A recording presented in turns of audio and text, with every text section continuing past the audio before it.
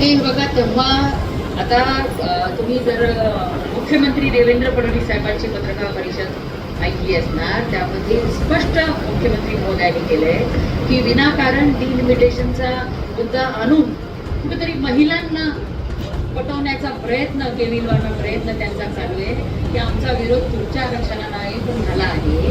परंतु स्पष्ट असं ठरलं होतं की ज्या ज्या राज्यांमध्ये आता जेवढ्या लोकसभेच्या किंवा विधानसभेच्या जागा आहेत त्याच्या 50% जागा आपण वाढवणार आहोत. असं कुठेच भेदभाव डिलिमिटेशनमध्ये होणार नव्हता. परंतु आता कुठला तरी मुद्दा डायव्हर्ट करायचा हा मुद्दा म्हणून तो डिलिमिटेशनचा विषय किती लोक आणतात.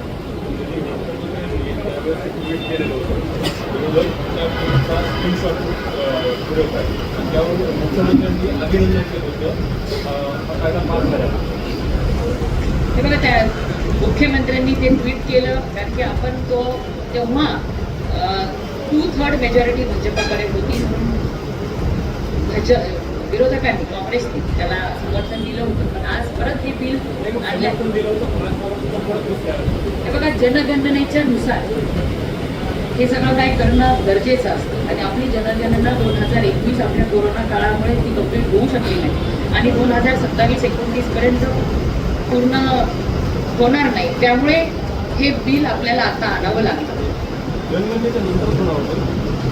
तोपर्यंत आपली तयारी करून ठेवणं आपलं अपेक्षित होतं म्हणून त्यासाठी हे बिल आणलं. परंतु विरोधकाला फक्त विरोध करायचा म्हणून अशा पद्धतीचे ते विरोध करत आहे किंवा देवेंद्रजींचं ट्विट सांगून काहीतरी विषय डायव्हर्ट करण्याचा ते प्रयत्न. काल नांदेडचे